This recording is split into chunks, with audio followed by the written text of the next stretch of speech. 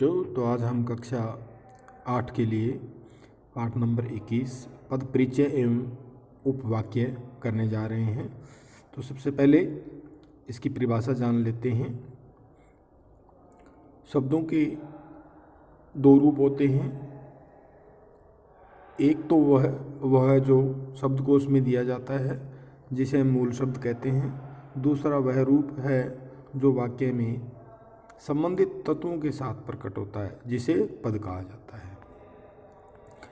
इसके कुछ important points हैं, स्मरणीय बिंदु हैं। तो सबसे पहले विकारी पदों तथा अविकारी पदों के भेद, लिंग, कारक, वचन, पुरुष, काल, वाच्य आदि को ध्यानपूर्वक हमें समझना चाहिए। ठीक है। निर्देशिक पदों का ही पद परिचय देना चाहिए। व्याकरणिक तथा वर्तनीगत अशुद्धियों पर अंक काटे जा सकते हैं, अतः त्रुटियों से बचने का हमें प्रयास करना चाहिए। पद परिचय देते समय सही विकल्प का चुनाव करना चाहिए। तो उसके बाद में पद शब्द जब तक कोश में रहता है शब्द कहलाता है, परंतु वाक्य में प्रयोग करने पर जब यह व्याकरणिक नियमों से आबद्ध हो जाता है तब उसे पद कहा जाता है, यानी उसमें बंध जाता है वो। पद के भेद, तो सबसे पहले संज्ञा है। संज्ञा उसके बाद में ये विकारी शब्द के अंतर्गत आते हैं। सर्वनाम, विशेषण, क्रिया, ये चार आते हैं। उसके बाद में अविकारी पद अवयव शब्दों के अंतर्गत क्रिया विशेषण, संबंधबोधक, विस्मयादिबोधक, समुच्चयबोधक और निपात आदि आते हैं। वाक्यों में आने वाले पदों का व्याकरणिक दृष्टि से परिचय देना पद परिचय कहलाता है। नेक्स्ट हम विकारी जो शब्द है इनको जान लेते हैं। सबसे पहले संज्ञा के भेद सर्वविदित है कि हमने पिछली कक्षा में इनके 3 भेदों के बारे में जाना, व्यक्तिवाचक, जातिवाचक और भाववाचक। उसके बाद में वचन, एक वचन, बहुवचन, लिंग, पुल्लिंग और स्त्रीलिंग। कारक 8 प्रकार के होते हैं: कर्ता, कर्म, कारण, संप्रदान, अपादान, संबंध, अधिकरण, संबोधन और क्रिया के साथ संबंध। उसके बाद में आता है सर्वनाम। सर्वनाम के भेद पुरुषवाचक, निश्चयवाचक, अनिश्चयवाचक, प्रश्नवाचक, निजवाचक और संबंधवाचक। तो इसके अंतर्गत पुरुष, उत्तम, मध्यम और अन्य, ये 3 प्रकार के इसमें बताए गए हैं। लिंग, वचन और क्रिया के साथ संबंध आदि। नेक्स्ट तीसरा विशेषण। विशेषण के भेद गुणवाचक, परिमाणवाचक, संख्यावाचक और सार्वनामिक। लिंग, वचन और विशेष ये इसके अंतर्गत आते हैं। क्रिया के भेद अकर्मक क्रिया और सकर्मक क्रिया। लिंग, वचन, पुरुष, काल। काल आपको पता ही है 3 प्रकार के होते हैं: भूतकाल, वर्तमान काल और भविष्यत काल। वाच्य, कर्तृवाच्य, कर्मवाच्य और भाववाच्य, कर्ता, कर्म का संकेत आदि। नेक्स्ट अविकारी शब्द अवयव।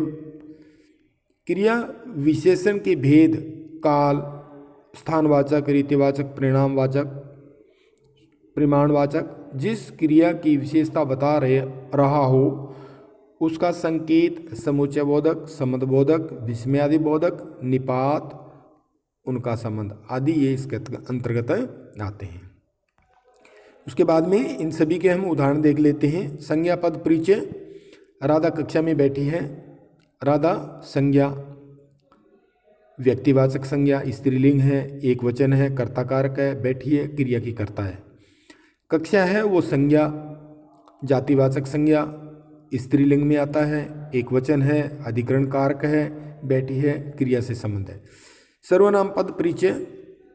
मैं खाना खाकर पढ़ूंगा। मैं, अब मैं क्या है, यहाँ सर्वनाम शब्द है। उत्तम पुरुष वाचक सर्वनाम, पुल्लिंग है, एक वचन है, कर्ता कारक, पढ़ूंगा, क्रिया का कर्ता। उसके बाद में नंबर 3 विशेषण पद परिचय। नीली चुनरी धूप में सूख रही थी। नीली यहाँ विशेषण है, गुणवाचक विशेषण है, स्त्रीलिंग है, एक वचन है, चुनरी संज्ञा की विशेषता बता रहा है। क्रियापद परिचय। लड़कियां बातें कर रही हैं, तो कर रही है यहाँ क्रिया हो रही है। आकर्मक क्रिया है। वर्तमान काल के बारे में बात हो रही है, स्त्रीलिंग, बहुवचन, कर्तृवाच्य, लड़कियां, कर्ता की क्रिया आदि। नेक्स्ट 5वां, क्रिया विशेषण पद परिचय। आकांक्षा धीरे धीरे चल रही है, यहाँ धीरे धीरे क्या है, क्रिया विशेषण है। रीतिवाचक है, चल रही क्रिया की रीति की विशेषता है। संबंध बोधक पद परिचय। भावना के बदले सुमन दिल्ली चली गई, के बदले यहाँ संबंध बोधक है। विनिमयवाचक भावना और सुमन में संबंध भी है। समुच्चय बोधक पद, साधना बीमार थी इसलिए विद्यालय नहीं आई, यहाँ क्या है, इसलिए समुच्चय वादक है।